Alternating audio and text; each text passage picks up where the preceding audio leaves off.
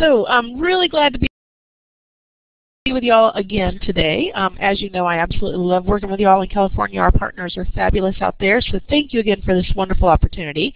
And this webinar was designed specifically for y'all. We customized it to meet your needs and the questions that you had. So once again, this will be a dialogue, something that we can go back and forth and continue the conversation. So inventory, storage, and end-of-life practices. And we're lucky enough to have Liz Persaud with us today, who's with the Persaud Center, along with Dr. Lindsey Bean-Cantworth, who is with the Persaud Center and also the Director of AT Reuse over at Persaud, which is, as many of you know, I think it's the 4th largest independent center for independent living in the country. So we are going to be going over several things, and here are the two topics. Storage, we're going to talk about some policies, procedures, checklist examples, and then end-of-life practices. We're going to talk about why you need to consider this, making the decision, and how do you make those decisions, recycling, and then policies and procedures, and also examples. So I just want to make sure that we're going back so that everybody's aware of what our definitions are and what these activities are, because it'll help inform the rest of our conversation. So AT reuse activities, they include device exchange, device loan, reassignment, refurbishment, not remanufacturing. As you recall, that's a no-no because you're reinventing or you're inventing new AT, and we don't want to do that. And then obviously recycling, which we'll be talking about today. Device exchange, if you're doing device exchange, which is more of that online Craigslist type thing, then you're not going to have a lot of storage issues, obviously, because it's all virtual. Same thing with your end-of-life reuse or recycling. You won't have to address that when it comes to device exchange programs. But with device loan, reassignment, and refurbishment, you will need to consider all of this. And I'm going to turn it over to Liz Persaud, and she's going to talk to us more about our website so you can get more information, and she's going to point to exactly where you can get this information on the Persaud Center. And once again, glad to be with y'all.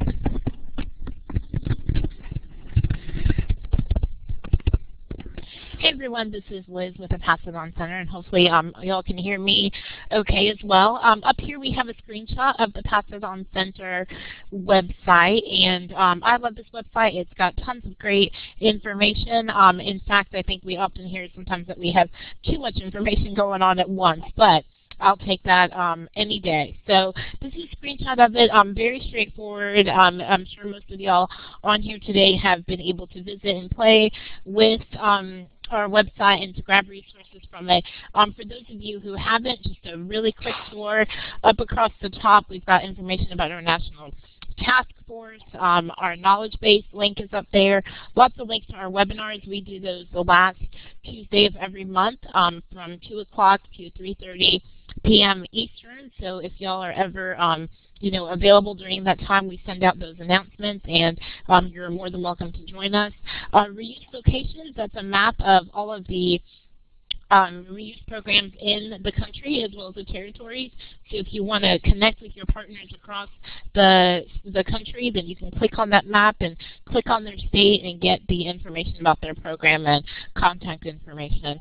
Of course, there are some information on emergency management, and then also Find AT, which is the device exchange programs that Carolyn was talking about that lists all of the exchange programs there. We've got a lot going on with social media, a lot on Facebook, a lot on YouTube, a lot of blogs happening, particularly with the emergency management blogs. So if y'all are interested in that and just want to know some of the things that we've been doing or things that we're connected to and the information that we have that we put out in the community, definitely recommend getting familiar with that. And I see that Rosemary said the Persaud Center website is www.persaudcenter.org. And thank you, Rosemary, for doing that. I see that it got cut off across the top there of the image, so I appreciate that. And then Shannon says, asks, can you talk about the needs database? And absolutely, we can certainly do that. I don't have a screenshot of that database up on this presentation, but if any of y'all would like a visual of that, I can certainly work with you and send that to you. But NEEDS stands for National Equipment Exchange Depot. And basically what we're trying to do here at the Passage Center is create a one place that folks can go to find equipment across the board. So that will include all of the AT exchange programs. It will also work with Craigslist and a lot of the other search engines out there, just to crawl. I don't know what the technical term is. We say crawl, but just kind of search through all of those aspects and find the equipment that you're looking for. So if you type in shower chair or shower bench or any type of durable medical equipment or assistive technology, type it in there, and then you can get all of that going through beyond your state lines through other programs. So I hope that helps a little bit, and we're kind of tweaking some of the details of the NEED AT database, but we'll definitely get information to folks so they can access it. And then Shannon also asked another question, how could a reuse program put their info in the database? And Shannon, I assume that you are referring to the reuse locations database, and that is actually very easy. If you click on the top link of the reuse locations database at the very top, you will come up with a map of the country, and at the top right corner it says click to register or click to create an account, something along those lines. And you literally just sign up, get your account information, remember your password, type in your program name. It will ask you specific information about what it is that your program offers. So the activities of reuse that you participate in, if you focus on one specific age group versus another, the types of devices that you reuse, the hours, parts of the state that you're located in, all of those details. What happens then is when you hit submit, it comes straight to me, and I just review it just to make sure it's not spam or anything, silly like that, and then get it up on the database. So literally within 24 hours, your information will be up there, which is nice. We're pretty quick about that, and really appreciate y'all doing that. So currently we have about 212 or 213 partners in the reuse locations database. And that's wonderful. So we're definitely looking for more. We're advertising the reuse locations database, and we know that folks for sure go on there. So if your program isn't listed and you would like to, that's how you can do it. You can also contact any one of us or contact me at the Passage Center to get more information about that. So I hope that helps. And Shannon, great questions. I appreciate you asking those questions. So that is pretty much a lot of the information on the Passage Center homepage. We do have a lot of information on there. We wanted to give everyone a great capture of everything that we're doing, and then they can delve into more details. So if you all, again, have any questions about that, feel free to contact us, or you can ask them throughout the webinar. So the next, and then I see that Jesse Avila asked a question, and you do not want people calling, correct? No, Jesse, people can absolutely give us a call. We were getting a lot of phone calls from folks from California just saying, hey, we have equipment that we have at the end of our driveway, and we need you to come pick it up tomorrow, or by the end of the week, because I've got to go out of town and I don't want the equipment laying around in my front yard. So those are the calls that we want to connect with all of you locally to make sure that folks know about your programs and know that y'all are the ones that can connect with them on a community, local basis. It would take quite some time for Carolyn and I to jump in our cars and head over to California and pick up that wheelchair, but we would do it in a heartbeat if we could, so if we didn't get in trouble, but we would do it.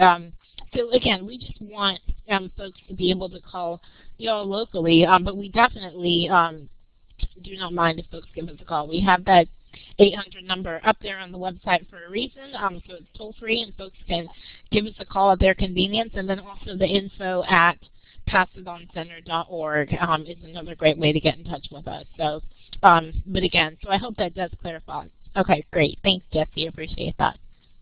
So this screenshot is the Passage Center knowledge base.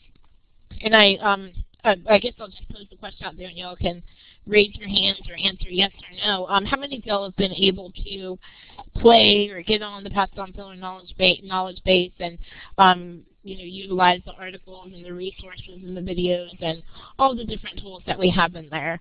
So hopefully, many of you have, and I see a few check marks going up there, a few folks raising their hands, so that's wonderful, and a few folks that haven't. So for those of you who haven't, I definitely recommend getting on our website, clicking on Knowledge Base, and going to this great tool. Dr. Lindsey Bean Camporth, who I adore, always puts it in simple terms when we're describing the Knowledge Base and says it's kind of like Google for AT reuse and durable medical equipment reuse, and she's definitely got it. So over on the left-hand side of this screenshot, you can see I took a screenshot and typed in storage so you all can see what pops up. But this is the home screen. And right in the middle, it says use of the knowledge base.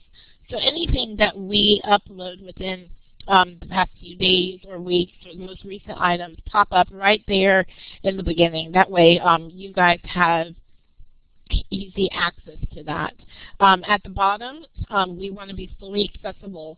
So on the bottom, we have images that coincide with each of our modules. And those modules are listed in text on the left-hand side. So we've got a section for emergency management, finance, human resources, operations, stakeholders, you name it, it's up there, and lots of different information. We've got upwards of hundreds, almost thousands of different pieces of articles in this knowledge base. So we definitely recommend each of you going on there and getting great information to help with your program, whether you're starting, trying to improve, or just wanting to make sure that you're, on task every day. So a great resource. So guidelines for space utilization. I'm going to pass it on to Carolyn so she can cover this part of it, and we'll be going back and forth as well with Lindsey.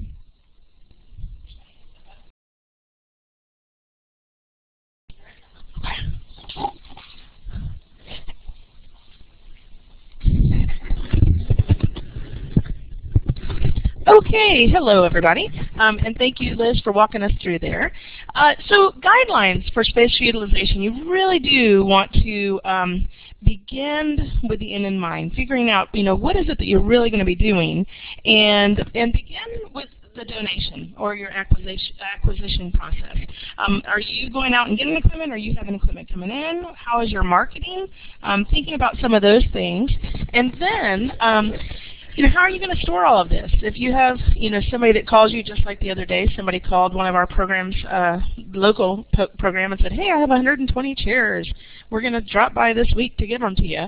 Are you at a place where you could acquire those? Are you at a place where you would be able to put those in safely in your building or in your space?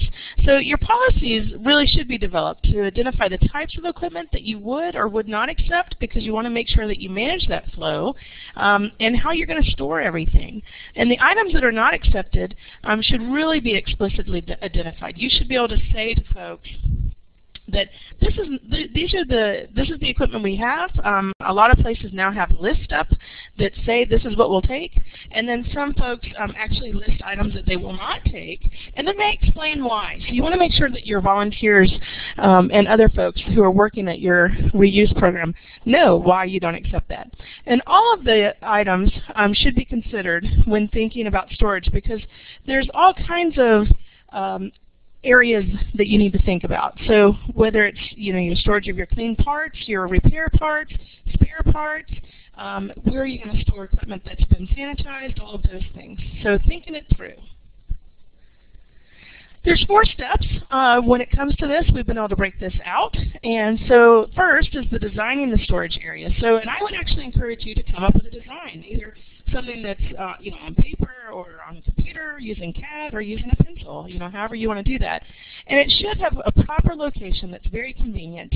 You want to make sure that it's easy to access for everyone. There's ease of access when it comes to unloading, retrieving the equipment, and then loading it back up. So you want to think all these things through.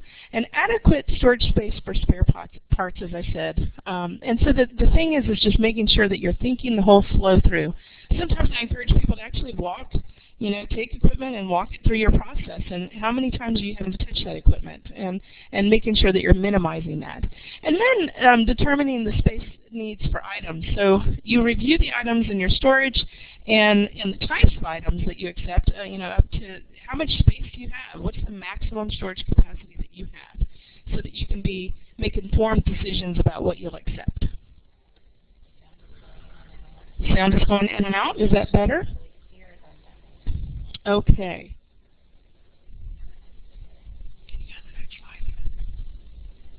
Cool. All right.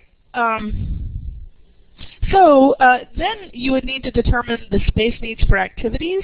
So create that workflow or process map is what I would call it, and determine the steps that the equipment takes, as I said. So how many times are you touching it from the moment it comes in to the repair, to the sanitization, to the storage, to the matching process. And you just want to minimize that. You don't. I've been in some places where literally every time somebody's moving around, they're moving a bunch of equipment just because they haven't thought their space out in an effective way. There's this one program that I went and visited just the other day, and they literally had to create paths, and I was like, oh, let's talk about this. So making the storage areas more efficient, examining inventory, and really, I would encourage you to have a policy of how you're going to remove those obsolete items.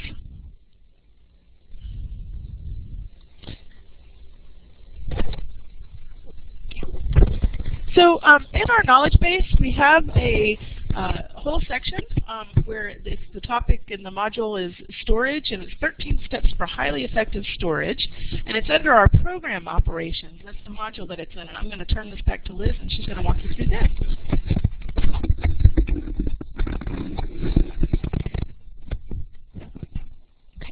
Hi, everyone. So I just wanted to show a few screenshots of what it looks like when you go to the knowledge base and type in storage.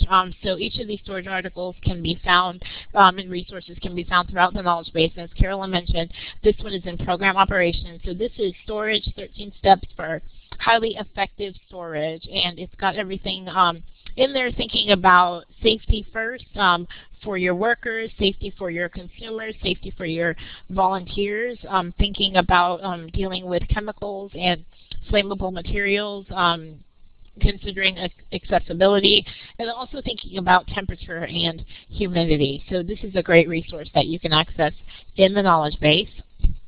And here's another one, the one that Carolyn just went over that we broke out for you, but this is what it looks like in the knowledge base. And again, this is the article titled Guidelines for Space Utilization. Over here, we have an AT reutilization worksheet, and this is analysis of space requirements for repair, refurbishing, and storage. So over on the left-hand side, it says description of space. And so you've got office space for supervisor, receiving, coding, DME, trucks, cleaning, repair, refurbishing, storage. So all the things that you can think of that would happen in your storage area. And so this sheet just kind of helps you to organize all of those aspects of it. So quantity needed, square foot, total square foot, and storage type, and any other type of special needs that are related to it. So those are just special comments that you have. And then over on the right-hand side, we have a sample key to special needs. So E is electric power, and all of those different things to think about. So vertical access, or vertical as opposed to horizontal storage. So all of those little things that this can help you work through. And I see that the captioner is having a hard time hearing. So I'll try to speak a little bit louder, and let me know if it's improving or not, and then we can do some more microphone adjustments.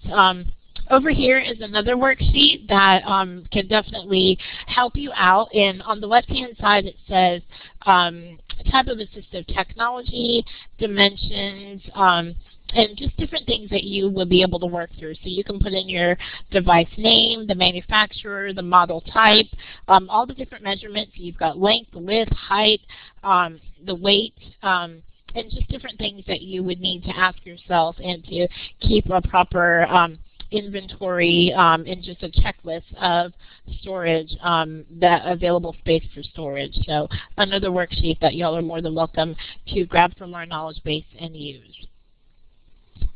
And then this is another screenshot of another great resource that's in the knowledge base, and this is a checklist for storage. So all the policies on the left and then the procedures on the right. So policies would be storage requirements by device type, and how to store equipment would be the procedures. So just a great checklist that y'all can work with. So I'm going to pass it on to Dr. Lindsey Bean Camperth with Paraquad, and she's going to talk a little bit about storage over at Paraquad. Lindsey. Hello, everyone. So just let me know if I'm not loud enough, or if you have any questions, just let me know.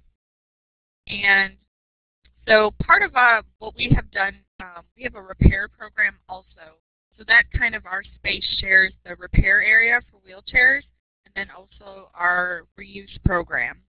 And so one of the things was that we had to get CARF accredited to bill Medicare for the repair program. So we really went through some of our procedures and things for that. So one of the main things is that you'll see some pictures, but we have a very large warehouse that kind of where equipment typically comes in. But we also keep our cleaned equipment there. So just as donations come in as a temporary area, we make sure all of them are kept 5 feet away from anything cleaned and bagged. Anything that's cleaned through the reuse program is bagged, so there's pictures of that too. We kind of have a bay area, I guess you would say, where our van is parked. That is where they're temporarily stored, and then they're kind of triaged, and I talk a little bit about that again. And then the donations that we're keeping for sure get put in a separate cage within a total separate area of our building, and I have pictures of that too. So here's some pictures of our warehouse area that is the repair area. And so we have 3 levels of shelving. And then we obviously have appropriate equipment to utilize all that. So typically we have all power wheelchairs.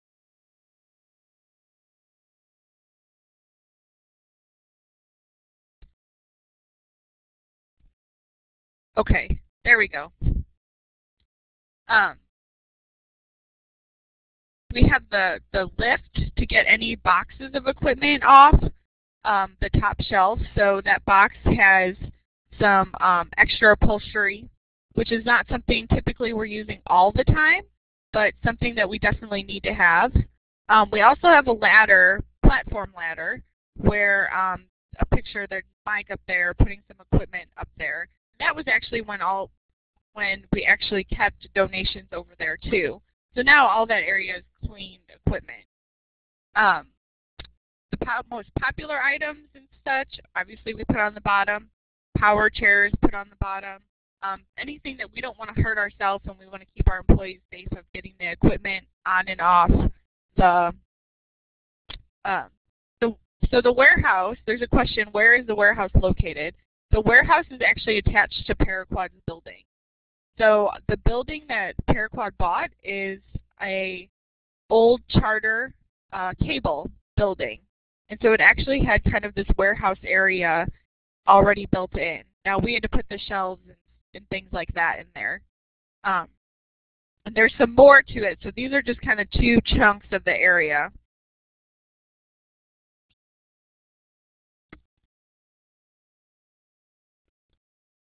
Okay. Is that any better for the sound? Okay.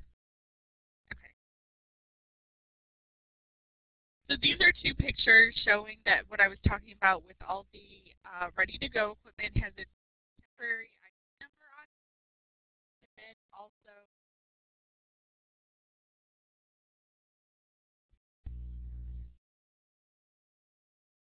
So I'm trying this again. There we go. Not touching anything on it, so I'm not sure why it's going in and out. The next,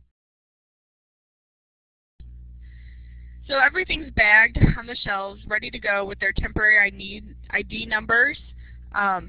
So it's easier to find. All those numbers are also on the actual devices.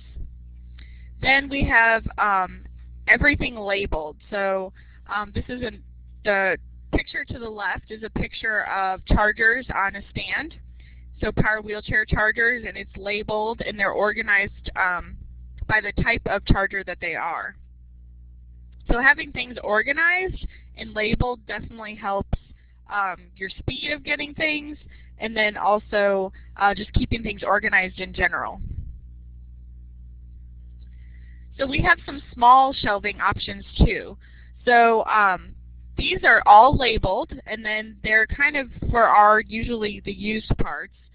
Some are for new, but usually it's used smaller parts that we can reuse for a chair. So we just keep them all separated, and like I said, they're all labeled. We already talked about having the equipment bagged, so if it's any reuse item, things are bagged. If it's a loaner chair, like the hover-ons we use as loaners specifically, everything's kept bagged. And that's just to keep it clean and keep no dust on it or anything, since it is in that warehouse or area. The next slide shows some more of basically shelving, and this is more of our new parts are kept. It's same thing. They have kind of their own boxes that are open, and then those are all labeled on there with their barcode, and then also what it is, and most of them are by make and manufacturer.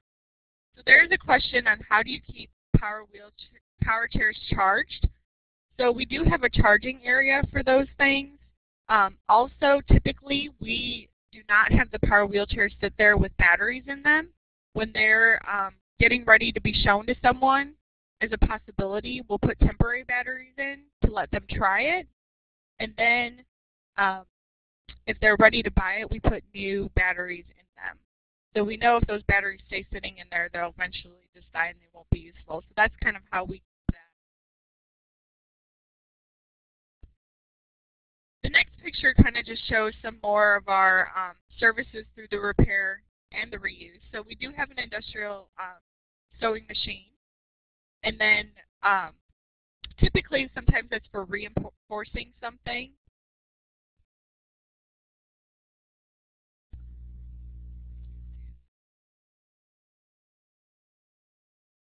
So we have a question on do you have a new batteries area or do you buy them as you go? So we definitely have new batteries on hand in stock, but then typically we do buy them as we go. We use MK battery, and they will actually, in the recycling part at the end of this, they pick up our old batteries and we'll do the recycling of them, and then we actually get a credit to our account. It's very small, but to our battery account. So it's a little bit of both to answer that question. And then there's a picture to the right of one of our technicians replacing batteries in a scooter. So here's some of the newer updated pictures with all the clean equipment bagged in our warehouse. It's kind of a long area. One is kind of more of our pediatric equipment bagged. It's right down the middle of our warehouse. And then this, the picture to the right is more shelving against the wall. And again, it's looking down our warehouse to our garage door. And if you see, our van is parked right at the end of that. So this is, like I said, clean equipment. Some other storage opportunities are for tubes and tires. So our tires that we all have organized by make and the sizes.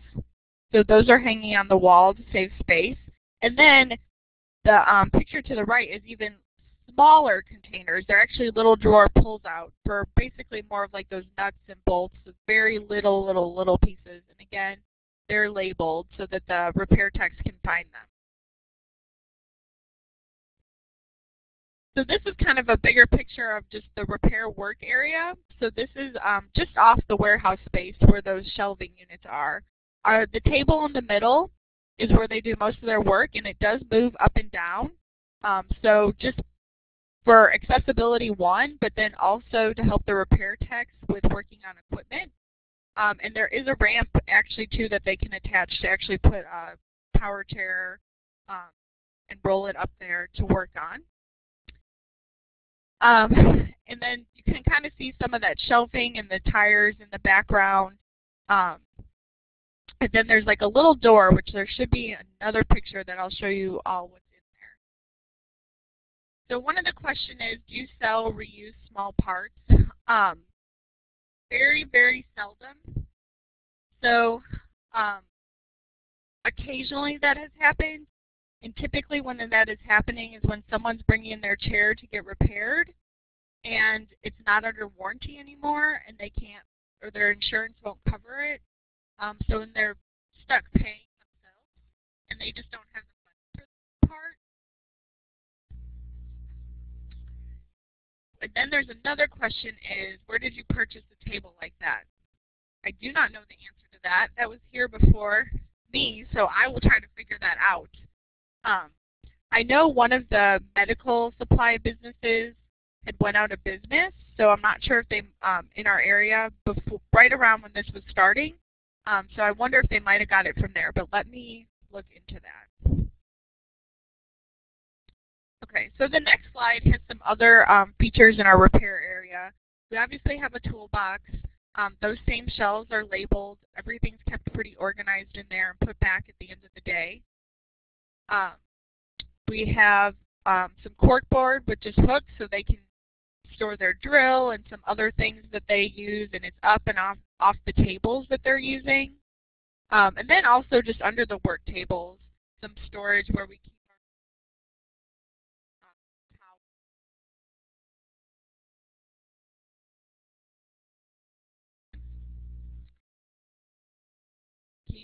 Did it come back? Yes, great. And our tables from the pictures, if you can tell, they're nothing terribly fancy, but they work and the guys can work on them and it gives them the space that they need to do the things that they're doing.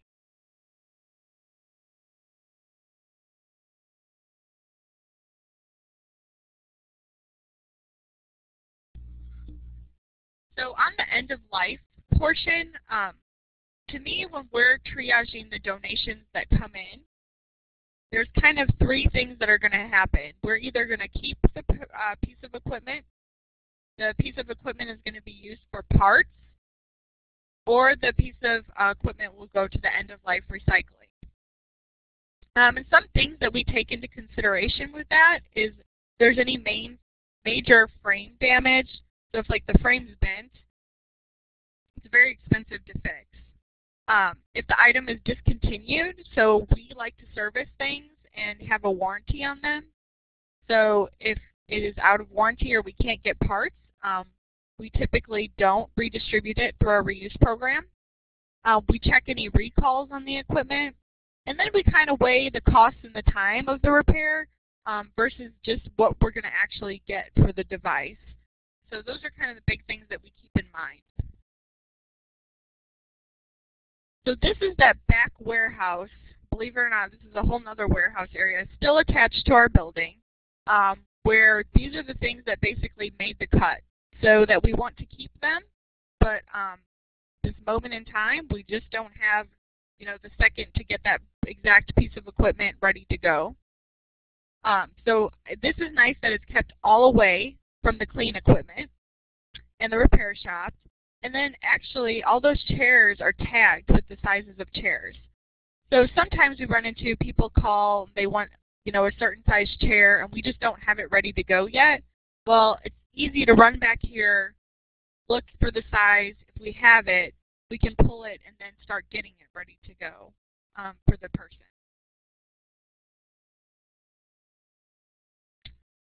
For some more reuse parts, this is more of the bigger parts that we have. This is kind of that back office area that I was referencing before with the picture with the table. but there's cubbies basically. So like used joysticks fit in there well, some tires that are still in good shape, different bigger pieces of parts are all back there, and that is where our 3 repair techs desks are at, back there also. And again, they're all labeled and kept organized. So in regards to recycling, you want to pick someone that you trust. You know, you definitely can separate the metal and all those other pieces, and you want to make sure that it's broken down as much as you can when you do the recycling. Computers, there's some reuse programs. Total free. The computers are something totally different, so having that's not my specialty, so I'm not going to even speak to them. The other option sometimes too is like Wheels for the World. Sometimes we donate things to that we can't use but still are in decent shape. So that might be another option. I think. Yeah. That's my last slide. Do you guys have any other questions for me before I go? And I'll still be on here, so if you think of anything, just let me know. But we were blessed with getting such a big space and having that luxury. But you know, Carolyn,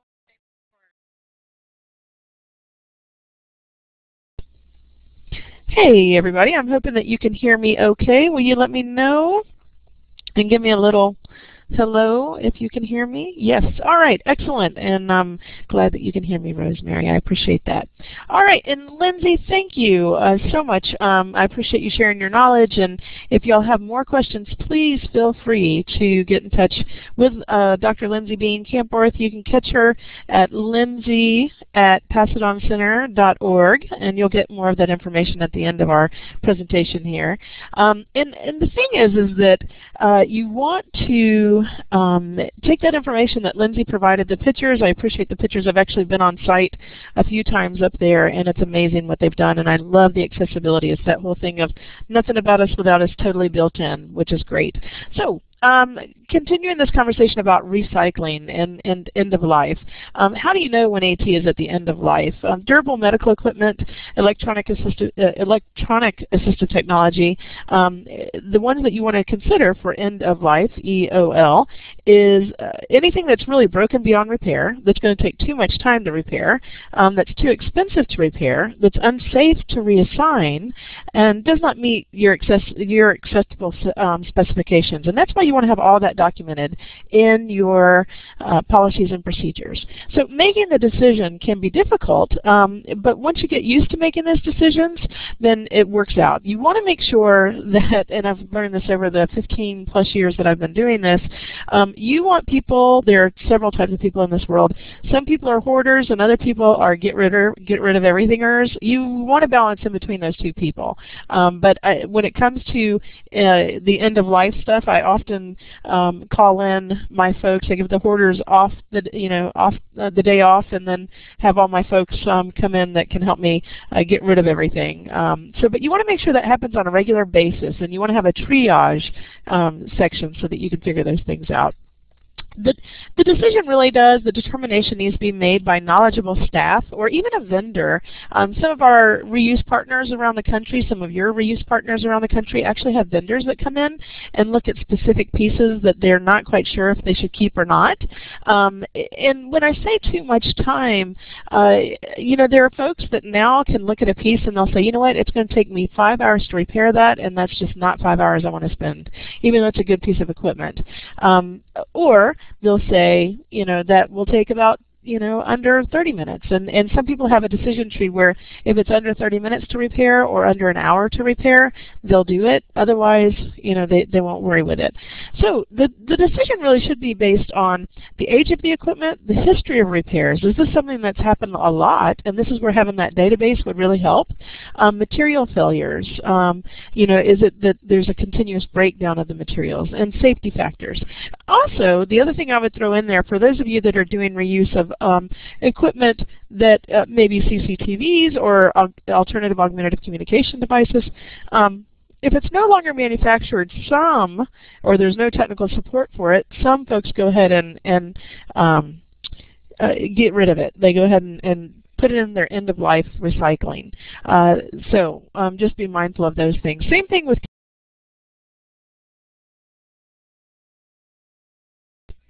I spent some time in Washington State last week giving on-site technical assistance to folks up there in Seattle.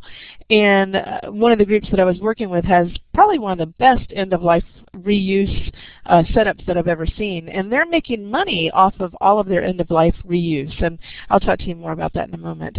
What you don't want to do with your end-of-life, your recycling, is dump things. You want to make sure that you prevent that.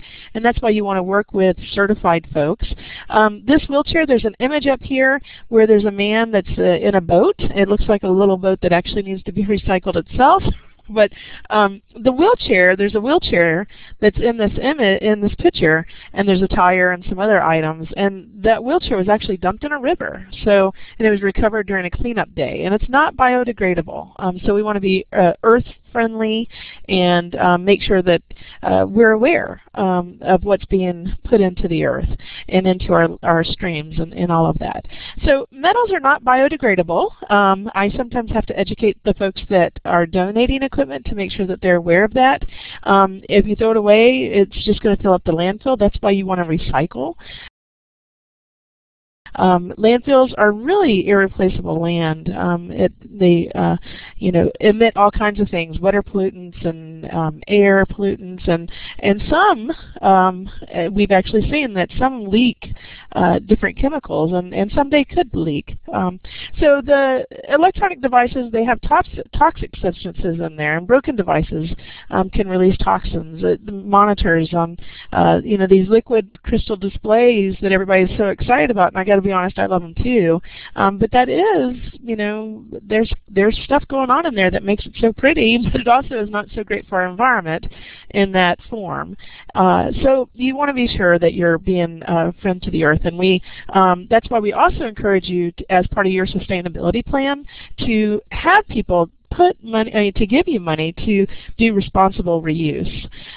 Just so you know, it takes 48 pounds of hundreds of chemicals, 530 pounds of fossil fuel, and 3,300 pounds of water.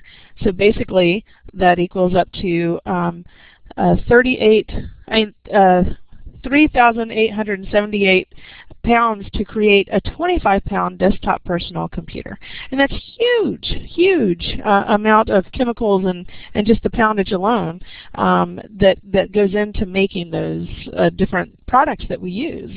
And we can't just put them back into the environment. And I know a lot of you know that. California has done a good job leading the way and helping all of us understand. But what we'd like you to do is take this information and pass it on to folks so that they understand more of what you're doing and building your case for why it's so important, the work that you're doing. It is a fact that industrial chemicals and toxic substances such as lead and mercury, they do get into our soil and our water. Mining and production of steel and aluminum, they really do create further pollutants. And we're seeing that there's major disorders linked to exposure.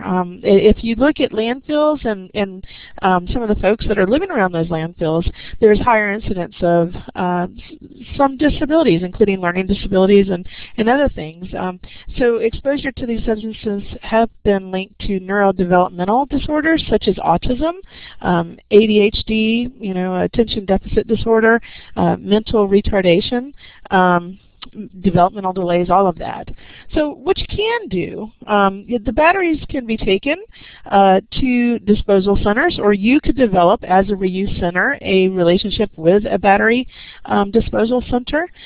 Your durable medical equipment, which is mostly made of metal, unless it's a bath chair, then it's also made of plastic, could be sold to a scrap metal recycler. Electronics can be recycled with an e-waste processor. There are lots of those popping up around the country now. And your local durable medical vendor may want to use some of those parts. So there are lots of different things that you can do with this equipment that's more environmentally friendly and also could lead to a sustainability. The program that I was talking about up in Seattle, and I asked them, how much are you making off of your end-of-life, EOL, end-of-life recycling efforts? And they're making upwards of $40,000 a month. And that's pretty darn amazing because that can lead to some sustainability. And I was very impressed. And they've really gotten into that.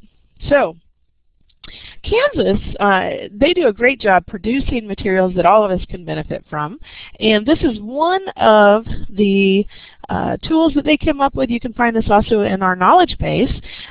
So this is what the Kansas Reuse Program, our project, how they make their decisions. So equipment is donated, and then you follow the next arrow. And so the equipment evaluation, is it worth refurbishing? Yes, then you would follow that down. Okay, yes, refurbished by a qualified vendor, enter into the key, which stands for the Kansas Equipment Exchange inventory, and then you follow down to try to find a match with a key customer in 90 to 120 days, and then if it's yes, then you reassign to the key, the Kansas Equipment Exchange consumer. Now, if you follow that same decision tree across, so is the equipment worth refurbishing? No, it's not. Okay, so you go to the next piece, which says recycled by qualified processor. And then once again, if you go down further here to where it says try to match with a key customer, this is another important decision point that we want to make sure y'all are aware of. So you see here that they have 90 to 120 days. That's how long, that's the longest that equipment can stay in their inventory.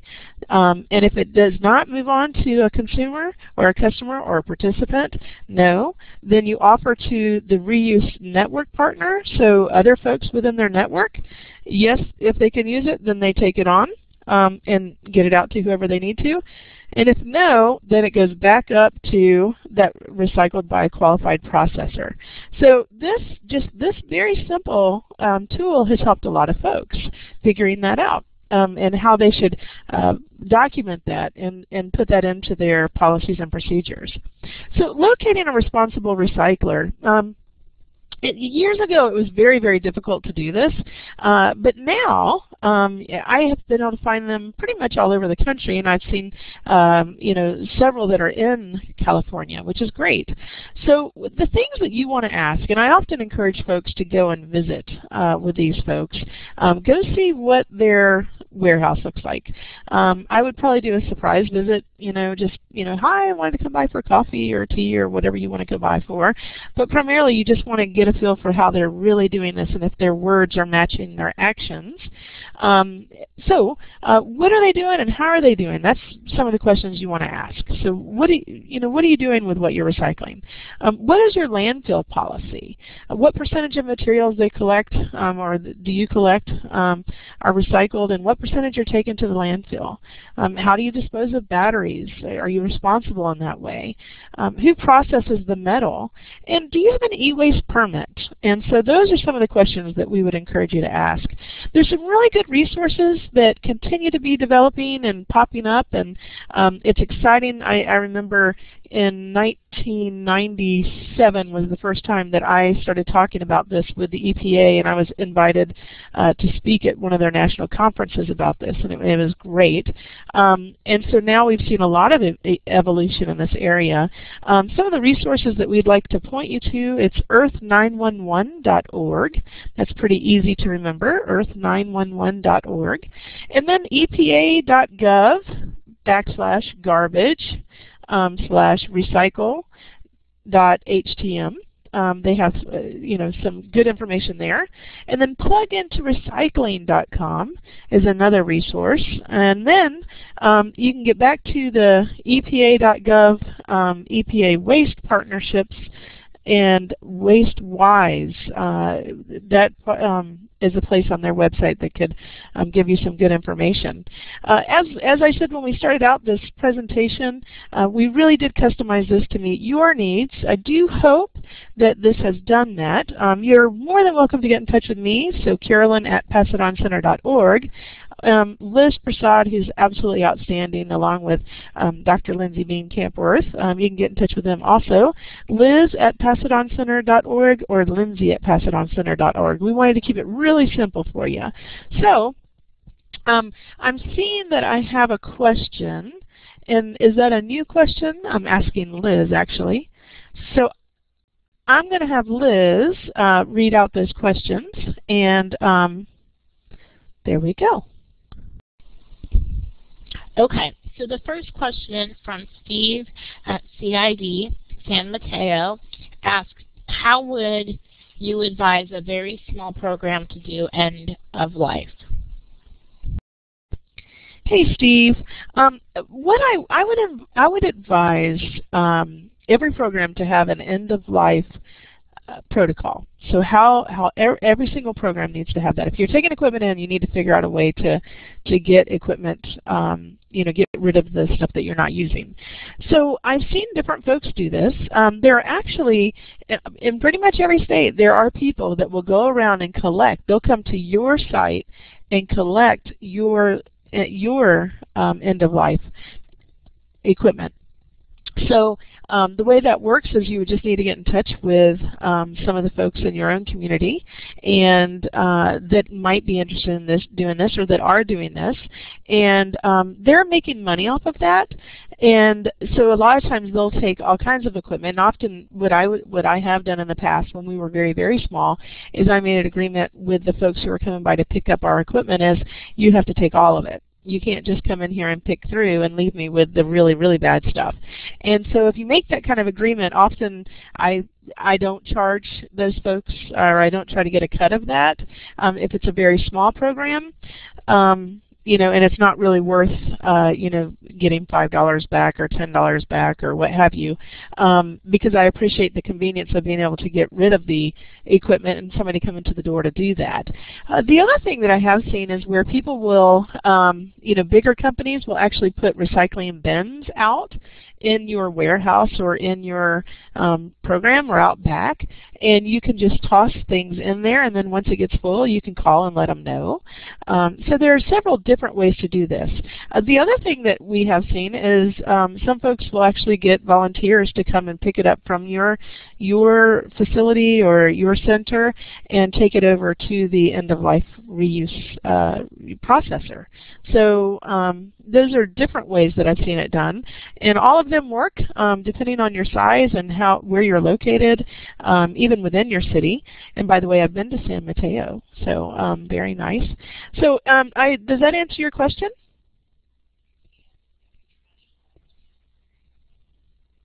Oh, well, yes, it could be trash haulers category, and just know that's where you would have those conversations about, now what if this is going to go into the landfill and all of that.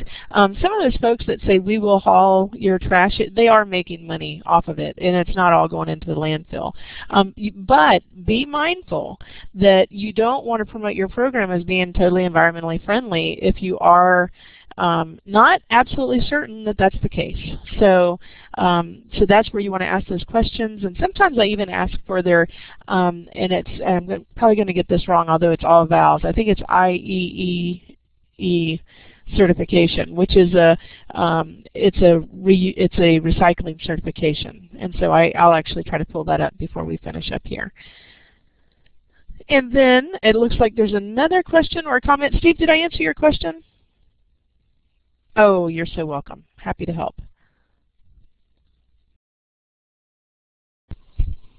Okay, and then it looks like Kevin Burney had a comment, and he said, so then, even though we are advocates, it is not wrong to sell AT for the benefit of the organization / fundraising according to AB 204. And then Alicia asks, what is AB 204? And I do not know what AB 204 is. And Kevin, is that something that you could help us out with and that you could clarify? And Kevin says reuse equipment that is not being used. So AB 204 is reuse equipment that is not being used. Okay, very helpful. And I just wanted to also read Lindsey's comment. I think she was answering a question from prior. And Lindsey said, well, Lindsey, I can let you read that.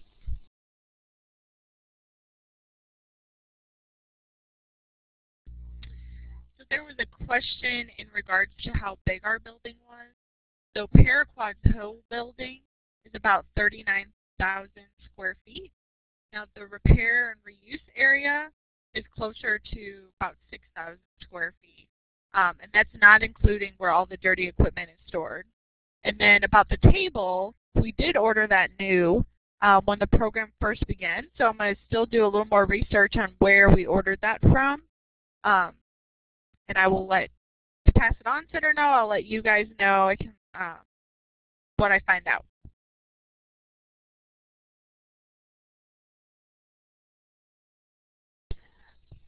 Okay, so I did put up here, I'm not sure if everybody can see it, but this is interconnection.org, which is a computer reuse program. That's one of our partner friends.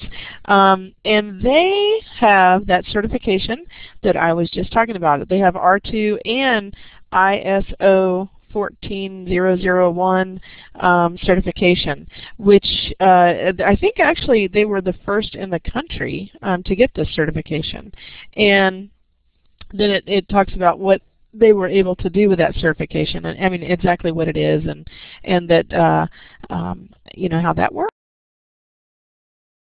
So there's more information you can get out there, but I just wanted to make sure that we gave you exactly the information that we were trying to talk about here. So what other questions do you have from us, for us? And I hope this was helpful and meets the needs that, or meets your needs.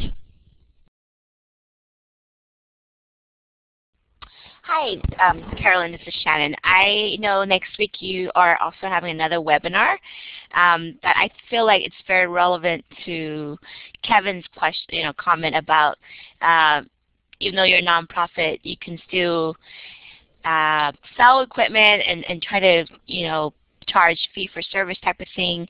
And so I hope maybe you can not go into detail about the presentation, but just kind of encourage people to come and learn how they can do that. Thanks.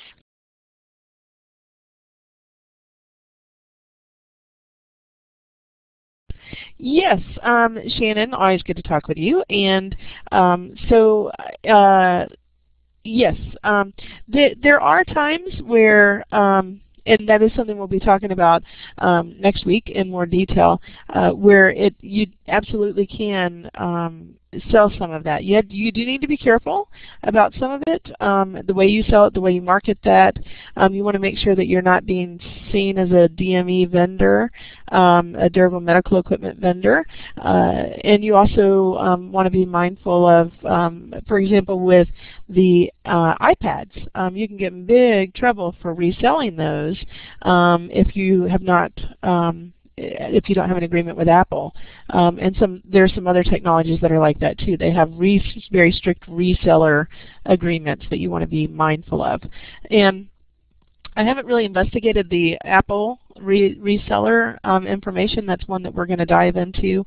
And so anyway, I hope that answers your question a little bit more, and also points you to that, as we said, we're going to be having more conversation about it. And thank you also for the great comments. I'm glad this was helpful, and I do appreciate you all spending time with us today. It's, as I said, a real privilege to be working with y'all, and it's exciting to see what y'all have done with your network. California, your network continues to grow, and I keep pointing people to the example that y'all are making for, y'all as an example for the leadership that y'all could provide to everyone around the country for your coalition. So great job on that. So any other questions for us?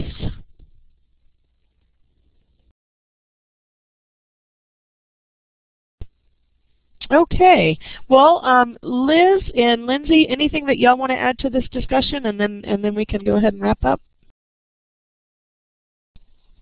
Just want to reiterate what Carolyn said. Y'all are doing wonderful work, and we really appreciate your time today. We know that everyone is busy, and y'all have busy schedules, so we appreciate you taking time out of your day to be with us, and I hope that this was some benefit to you. So again, feel free to get in touch with any one of us at the Pass It On Center. And just to reiterate what Shannon said, next week's Pass It On Center webinar is going to be focused on fees, charging fees, and then also focused on programs that have had sustainable annual events to bring in income. So we hope that you can join us. And if any of you want to be on the webinar list to receive those announcements, feel free to email me, and again, that's liz@passitoncenter.org. I believe Shannon receives those emails and may have been forwarding it out to the California network, but feel free to email me and I can add you to the list. So thanks again, and we'll talk to you all soon. Appreciate it.